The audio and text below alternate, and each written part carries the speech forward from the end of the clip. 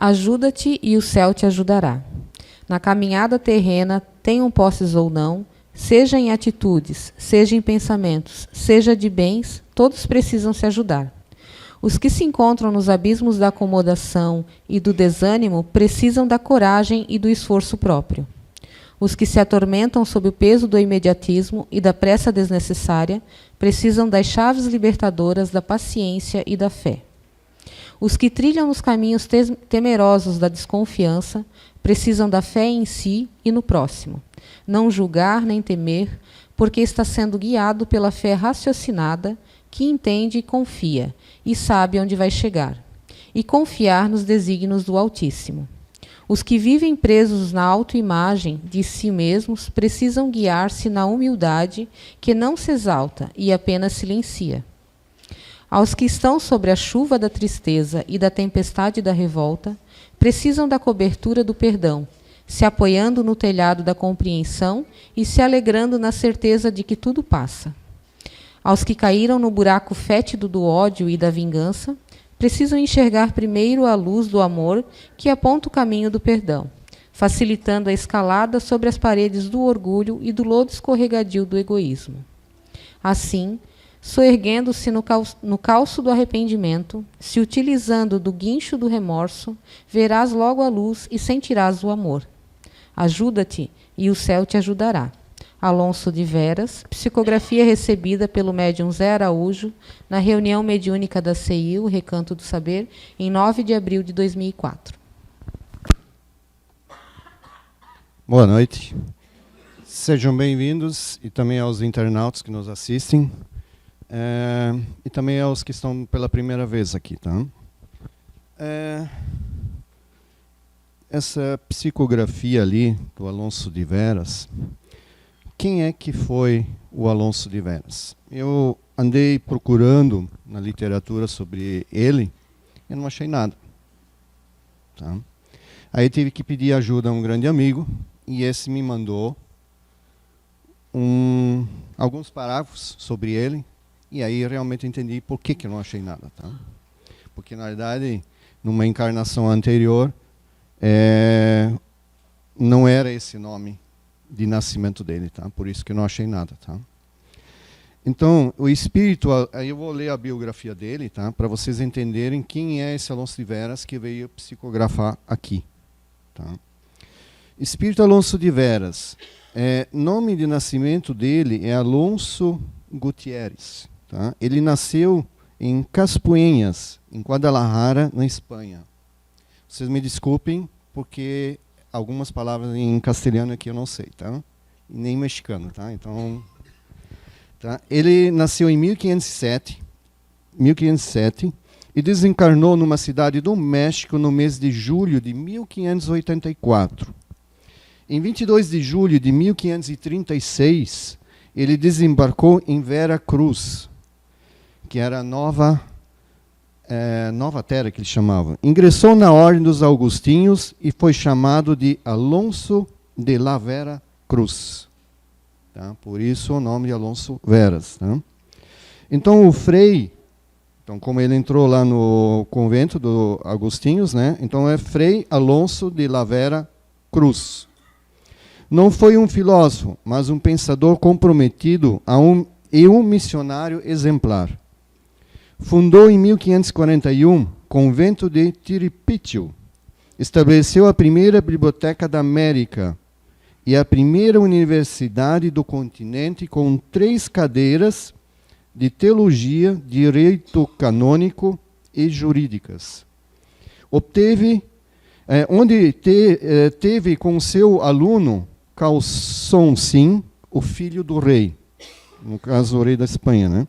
Em 1542, ele sucedeu o bispo Vasco de Quiroga no governo do bispado de Michoacán, para um curto período de tempo. Isso já na cidade do México.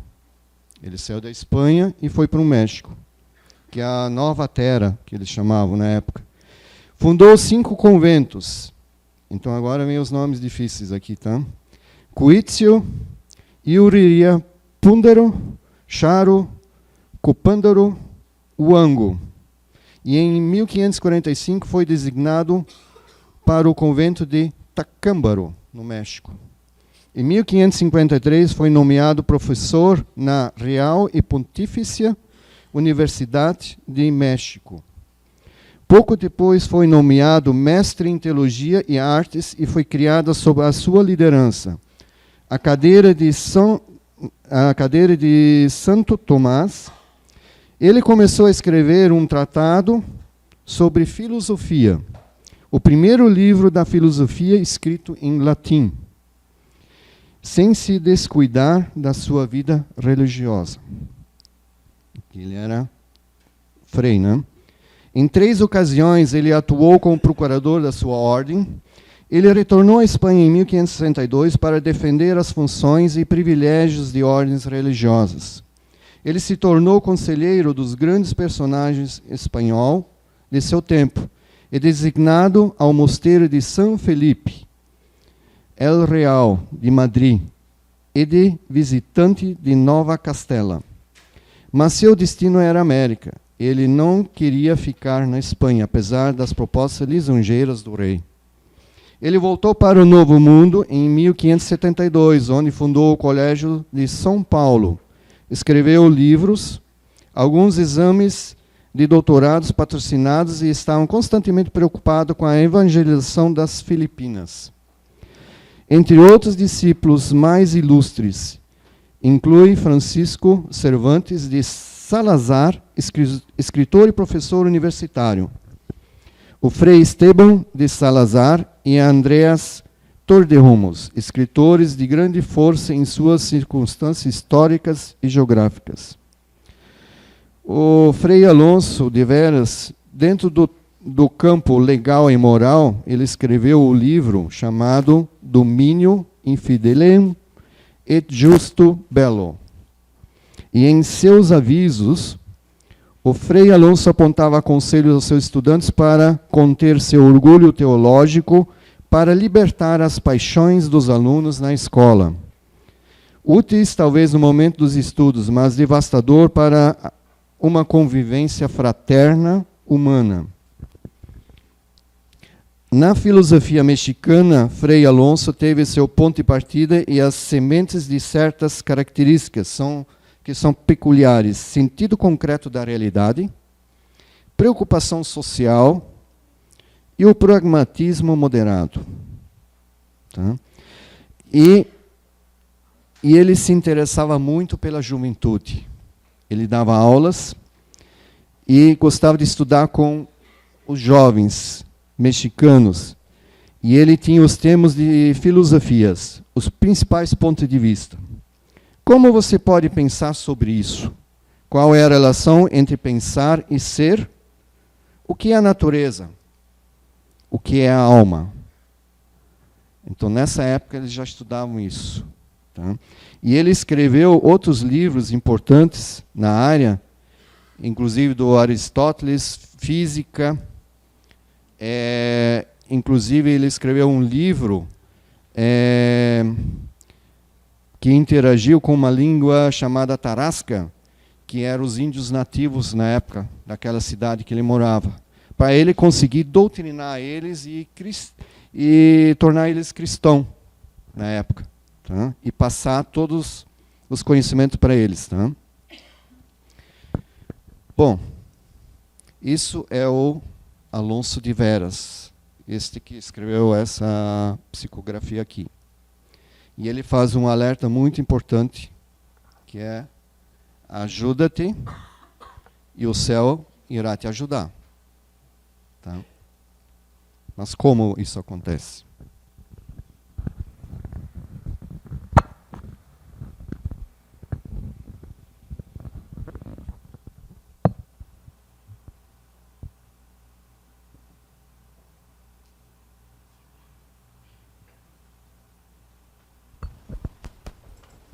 Lothar, você não vai começar a palestra? Eu estou aguardando a ajuda dos céus para começar a palestra. Não é assim que às vezes a gente caminha nessa estrada da vida, esperando que as coisas caiam do céu? Não é assim? e também com a nossa própria saúde, com o nosso corpo e a nossa vida espiritual, com a nossa família. Vou contar 2 exemplos que aconteceram no final do ano passado e começo do ano, tá? Que foi comigo e com a minha família, tá? Começo do ano nós estávamos na praia, em Meia Praia, e eu estava embarcado no meu carro, para dirigir ele, né, claro. E aí embarcaram mais mulheres dentro do carro. E o objetivo foi para ir no centro, numa empresa. E tu sabe que pelo menos eu tentei perguntar onde é que fica isso, lá no centro, né? E as mulheres sabem que eles falam pouco, né? E eu não tive a oportunidade de perguntar onde é que nós vamos, né? Onde é que fica isso? Tá? E eu fui embora, né? Peguei a estrada e fui. E na hora que eu entrei numa rua, aí a Wanderleia disse assim, ei, peraí, onde é que você está indo? Ah, eu só vou para o centro. Não, não é por ali. Sim, mas até agora, para mim, qualquer estrada me leva ao centro, me leva ao objetivo, onde é que eu quero ir. Porque eu não sei o caminho a trilhar. Tá? Então, o que eu vou conseguir fazer é seguir o caminho com fé. E o céu te ajudará nesse caminho. Sim.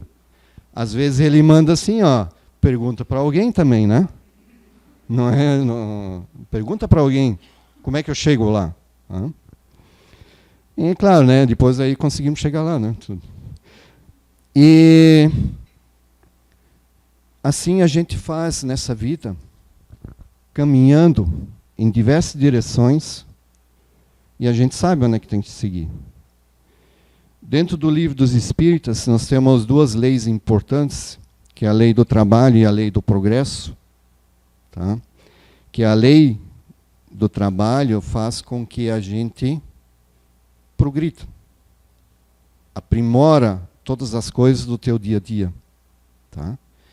E eu digo mais, por experiência, se eu trabalho muito, eu não tenho tempo para pensar em doença, em alguma besteira, ou porque alguém fez algo errado. Fulano, ela fez alguma coisa errada ou não. Eu não tenho tempo. Porque eu tenho que trabalhar, eu estou nessa estrada dessa vida toda. Tá? Um outro exemplo que é bom praticar, que aconteceu no dia 29 de dezembro, foi um dia exemplar para nós. Nós fomos para um cartório aqui em Blumenau e simplesmente para assinar um documento. Aí eu falei para minha esposa, vamos de manhã cedinho para a gente estar livre disso, né? Vamos lá, às 10 horas, chegamos lá. E aí foi um grande teste para nós dois. Paciência. E humildade com os erros do próximo. Porque era só chegar aí, assinar, pegar o documento e ir embora. Isso começou às 10 horas da manhã e terminou às 17 horas e 30 minutos da tarde. Tá? Só para vocês terem uma ideia. Então foi um teste de paciência e tolerância com as pessoas. A gerente do cartório não soube explicar por que esse documento não estava pronto. E nem a funcionária só olhava assustada, por que isso não estava pronto. E aí foi um teste. Aí pediram para voltar à tarde, tá? Nós voltamos. Aí ficamos esperando. E esse documento não fica pronto. Tá? O que aconteceu? A minha esposa não teve a paciência, ela foi dar um passeio de 1 hora na cidade. E eu fiquei lá esperando. A uma certa altura, a gerente passou e disse assim, você está aí ainda? Já tinha me esquecido. Tá? E aí, depois, a minha esposa voltou e aí a gerente veio e disse o seguinte, eu não sei o que está acontecendo, mas forças ocultas estão agindo hoje aqui. Tá? Porque a impressora não quis imprimir, depois o sistema saiu fora do ar e assim por diante. Tá? É um verdadeiro teste de paciência. Mas eu estava lá porque eu queria que isso terminasse naquele dia. Porque na outra segunda-feira, era uma quinta-feira, acho que na segunda-feira, ia ter outros valores, ia ter que refazer um monte de coisa, porque tem prazo. Tá? Aí no final deu tudo certo. Tá? Só que no meio dessa espera, eu tive a oportunidade de ler os jornais, as revistas, tudo que tem lá. E aí tem uma revista do CDL aqui de Blumenau que me chamou a atenção de uma entrevista de um jornalista que fez uma entrevista ao nosso ilustre Almir Klink, o navegador solitário. Tá? E o jornalista perguntou para ele se todas essas navegações que ele fez, se dos problemas que ele enfrentou sozinho, nas adversidades, tudo, tá? Se ele teve sorte de ter sobrevivido, ter conseguido escapar de certos desastres, coisas assim. Tá? E ele respondeu o seguinte: sorte? Eu não acredito, ela não existe. Mas existe uma coisa que é chamada, que acontece aqui, nesse momento, aqui no presente nosso, de cada dia, tá? Que se chama ação. Atitude. Tá? E ele diz o seguinte: a sorte que você chama, tá? Para mim, no futuro, tá? É uma reação de uma atitude que eu tive no presente. Tá? Então, aqui, a reação. Tá? Então, daqui para cá, que ele chama de sorte, acontece isso aqui. Ó. Se você não tem merecimento, mas eles vão te ajudar. Tá? Tem muitos casos. Agora vamos levar isso ao lado das doenças que a gente enfrenta. Porque eu participo aqui do tratamento de segunda-feira, então a gente vê muitos problemas. Tá? E dos quais, tá? Muitos é isso aqui. A atitude de hoje. E aí tem uma outra chamada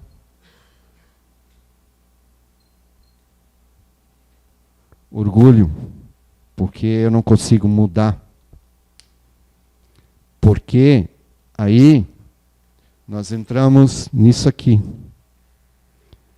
O estudo do PEN, que diz as partes do inato potencial de cada um. Eu vou citar um exemplo. Eu sou de um PEN aqui.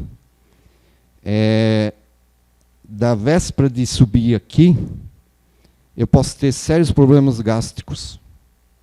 São problemas psicossomáticos que eu gero sozinho pela minha ansiedade, ou nervoso, ou medo, ou sei lá, pode ser um monte de coisa. E aí, muita gente, ou como nós, às vezes não entendemos isso, ou não conseguimos identificar isso. Tá? Aqui dentro do livro também é citado um problema psicossomático dos fazedores, que aqueles que têm aqui, na ação, eles querem isso para ontem, para já, agora, é para estar pronto. E se eles são chamados para alguma outra atividade, eles precisam deixar isso aqui, algumas horas ou dias depois, eles têm sérios problemas de enxaqueca. Tá? Mas, para quem não conhece esse livro, não leu ainda, ou não conhece o estudo que é feito aqui na casa, aí, ou não acredita nisso, tá? Aí eu estava assistindo ontem aquele programa que na Record, Você e o Doutor, a jornalista apresentou um médico e veio trazer novos medicamentos, novos instrumentos. Então ele trouxe um aparelho para quem tem muita enxaqueca. Você coloca, parece um boné e tem uma parte de metal aqui na frente que alivia. Tá? Tudo bem, ele vai tirar essa dor dessa enxaqueca. Mas se você não mudar isso aqui, ó, quando você estiver no futuro, aqui acontece uma outra coisa. Tá? Acontece o seguinte. Tá?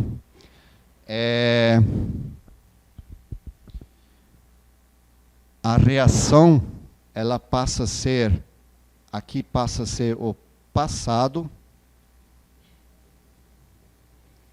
e aqui passa a ser o presente.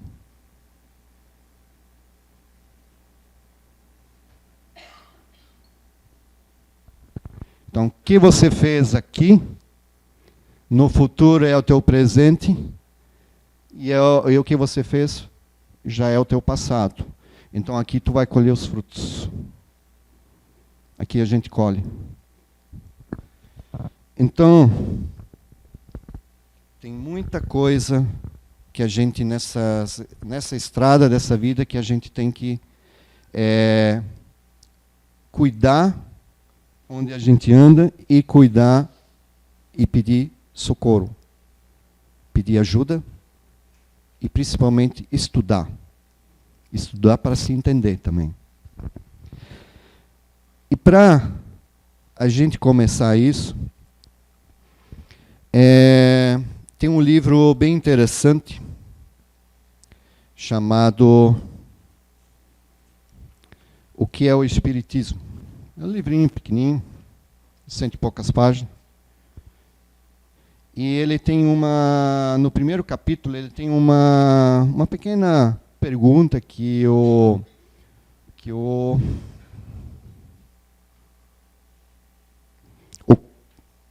crítico, tá? Aquele que critica, aquele livro, se vocês lerem, tá? Vocês vão conseguir entender aquelas pessoas que combatem pela religião, o espiritismo, ou combatem outras religiões contra diversos fatores. Os críticos que criticam, quer dizer, eles criticam tudo, não aceitam quase nada. E tem os cépticos, tá? Mesmo vendo fenômenos, ainda não acreditam. Tá? E depois ele dá bastante, tem sugestões de como conviver com tudo isso, tá? Como lidar com tudo isso. Então esse crítico, tá? Ele faz uma pergunta para o Allan Kardec, e o Allan Kardec responde para ele, porque ele gostaria de ter provas, fenômenos sobre o espiritismo. E aí ele diz o seguinte: enquanto que a vossa, desde o instante, o Senhor, que vossa razão se recusa a admitir o que nós consideramos fatos comprovados, é que vós a credes superior à de todas as pessoas que não compartilham de vossa opinião. Enquanto que isso aqui faz com que a gente não aceite as coisas. Aí a gente vê muitos hospitais cheios, com problemas, pessoas com problema de câncer, com diversas doenças, tá? Porque elas não se entendem ou não aceitam certas coisas. Tá? Como a palestra da quarta-feira passada, a Bia, ela evidenciou aqui o câncer de uma moça, tá? Das passagens. Aí hoje eu trago mais um exemplo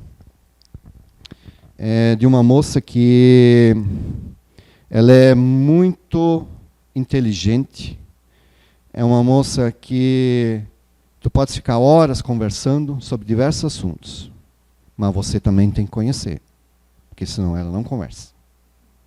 Tá? E ela já foi alertada diversas vezes por médicos, outras pessoas que já passaram por esse problema, que ela deveria mudar a alimentação dela. Tá? Ela está acima do seu peso normal. Então, muitas vezes, aí a gente faz isso aqui, e aí, no caso, ontem ela começou a colher, fazer a colheita dela, ontem. Ela foi para uma mesa de cirurgia. Tirar a vesícula. E o médico disse simplesmente para ela, agora você vai ter que mudar a tua alimentação. Ela gostava de comer um monte de pizza, x-salada, batata frita, tudo que é fast food. Não vai mais poder comer, nem refrigerante. Agora, eu tenho certeza de que agora ela vai se melhorar. Ela vai buscar outras fontes de inteligência, de buscar conhecimentos. E não só na alimentação, que era uma saída de não enfrentar, talvez, os problemas dela. Tá? Então, assim, nós temos outros exemplos que podem estar escritos aí com muita veracidade, né? Eu estava assistindo uma palestra anteontem sobre o estudo do Livro dos Espíritas. O Livro dos Espíritas. E eles estavam contestando, dialogando sobre cada questões. Tá? E aí teve uma mulher que estava participando desse grupo. Ela se perguntava mentalmente, tá? A vida já é tão sofrida. Tá? A gente passa por tantos desafios, muitas pessoas com muitas doenças. Tá? Após o desencarne, é justo ela irem ou dar uma passada no umbral, como mostra o filme Nosso Lar? Passar lá? E ela ficou perguntando isso o dia todo. Só que essa menina, ela também participa da mesa mediúnica. E à noite, o benfeitor dela respondeu para ela. Tá? Ele disse o seguinte para ela. Que é isso mesmo, que a região espiritual representa a nossa região íntima, nossa morada íntima. Aqui na Terra ainda estamos vinculados ao sofrimento, alimentando o sofrimento ou escravo do sofrimento, sem perspectivas de mudança. Qual a tendência nossa de ir encontrar após o desencarne? Então, eles mostram que é um desejo íntimo nosso. Porque às vezes a gente mostra para as outras pessoas que está bem, mas por dentro a gente se corrói.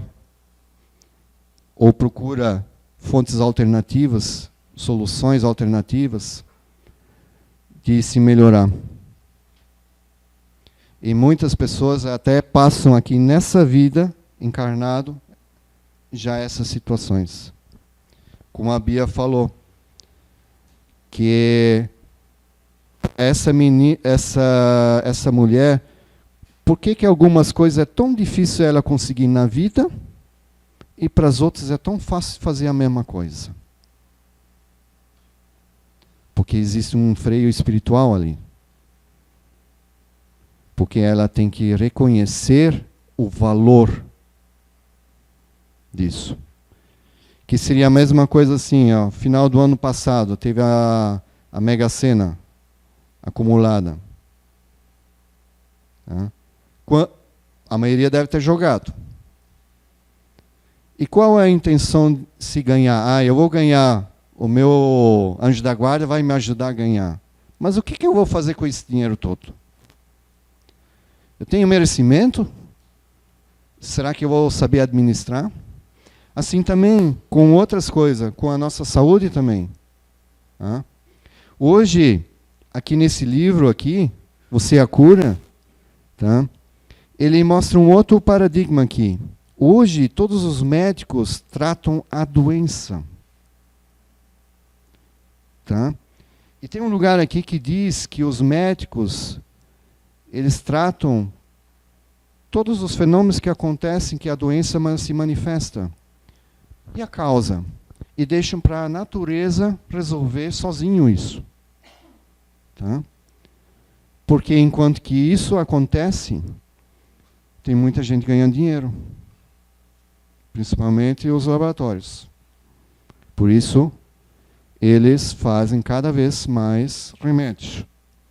Mas aqui se diz uma outra coisa interessante. Por que não tratar a saúde? O que me faz ter saúde? Por que eu não posso tratar isso?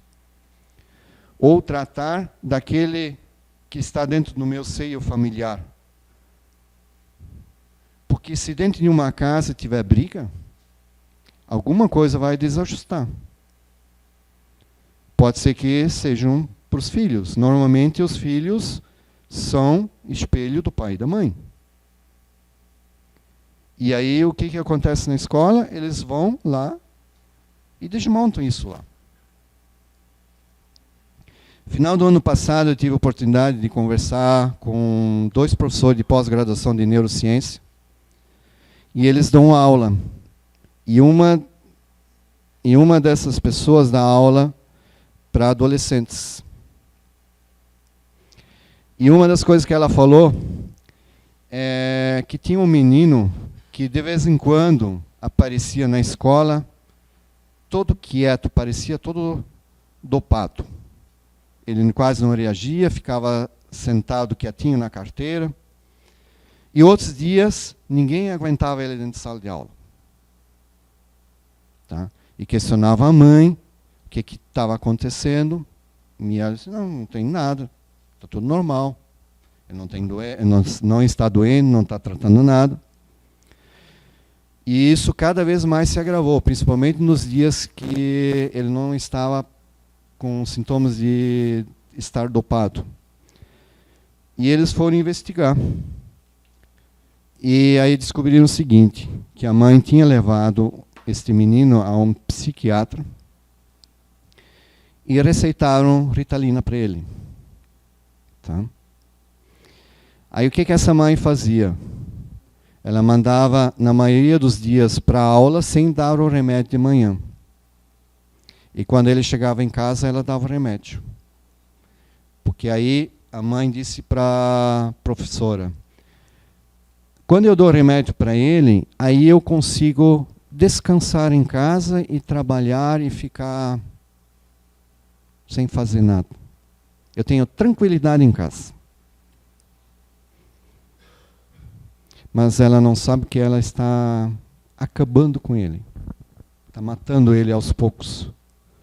E viciando ele numa droga que mais tarde poderá se tornar um viciado. E tem outros fatores que nas escolas é preocupante. Nós temos aqui o palestrante Alexandre que está no meio disso, sabe muito bem isso. Tá? E quando os professores identificam que esses alunos poderiam ser melhores aproveitados dentro da sala de aula, eles são chamados pela diretoria, ou, dependendo se é municipal ou se é estadual, ou é particular, por órgãos públicos superiores, para eles não fazerem as coisas. Tem que seguir as regras, o plano, tudo. Eles não podem. Aí vocês poderiam dizer, então o professor poderia desistir da aula. Não, mas ele estando lá dentro, ele tem a chance de fazer ainda algo por essa criança.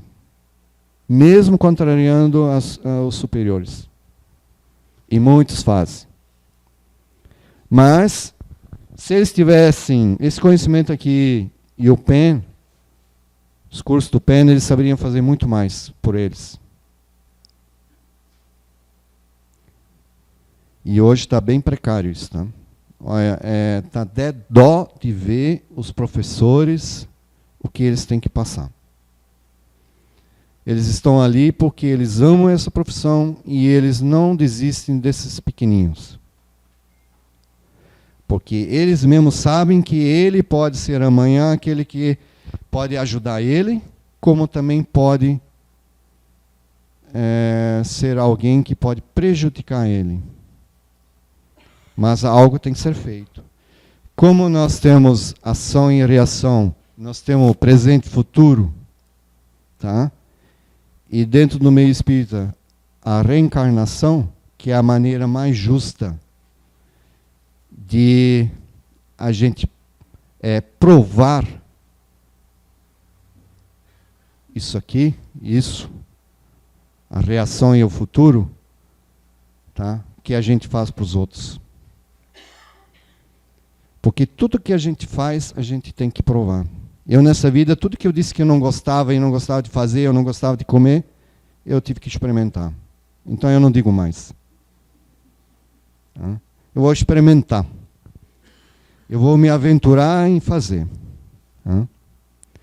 E assim a gente tem, naqueles dias que a gente pega isso aqui, ou a gente sai da linha, aí eu aconselho a vocês,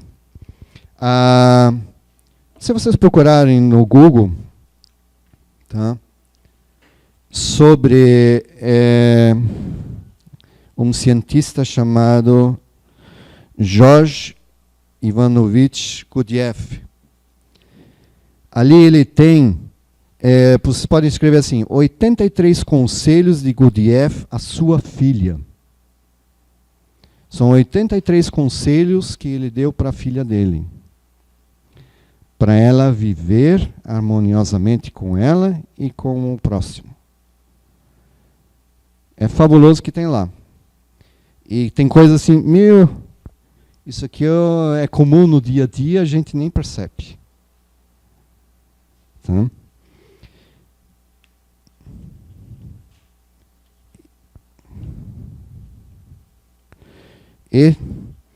E tem uma outra coisa que nos dias, quando a gente pega orgulho, assim, ou principalmente no trabalho ou dentro da família, quando se torna insuportável a situação, então para você não estourar ou falar palavras que depois você possa se arrepender, faça o seguinte teste. Primeiro, tente se colocar no lugar desse que você quer xingar. Tá? Se conseguir, vai ser ótimo. Se não conseguir, então, em vez de xingar ele, fala 5 qualidades dele. Tá? E os mais desafetos que você tem na sua vida, tente conversar pelo menos durante 5 minutos. Você pode dizer qualquer coisa para ele, qualquer palavra, menos uma. A palavra não. Tente conversar com uma pessoa que você tem avanças sem usar o não. Você vai ter que pensar diferente, enxergar diferente, porque não consegue tão fácil. Não é tão fácil. Ainda mais se ele fizer umas perguntas acusando você. A primeira resposta é não. É a mesma coisa que você faz com seus filhos. Não. Antes deles abrirem a boca, não. Tá? Então converse com eles sem usar essa palavra. Mas se monitore, né? Não é fácil. E você vai ver que a maneira de você encarar esse desafeto vai ser diferente. Ele não vai mais ser um desafeto. Você vai começar a ele olhar diferente. E Jesus disse, e a espiritualidade por que tem essas psicografias aqui de tantas pessoas cientistas? Porque eles, no plano espiritual, se ofereceram a ajudar todos nós. Não é só o recanto do saber aqui, e sim, esse planeta inteiro. Tá? Esse orbe todo, mas ainda os planos espirituais também, tem vários planos, esses também. Porque enquanto que tiver um espírito errante aqui, eles vão estar presentes para ajudar. Porque todo mundo tem que crescer, sem exceção. Mesmo aquele desafeto, ou que alguns chamam nosso inimigo. Tá? Mesmo todos eles. em uma outra ocasião nós temos que ajudar eles. Tá? Já se imaginou, pensa também numa outra coisa, no seu desafeto, você ser um anjo da guarda dele. Que coisa horrível, né? Mas tente fazer isso. A experiência vai ser única para vocês. Tá? Vocês vão começar a olhar diferente para você primeiro. Eu enxergo as pessoas diferente. Tá? E praticar a paciência que eu pratiquei no final do ano. Tá? E assim, uma boa semana para vocês e boa noite para vocês. Tá?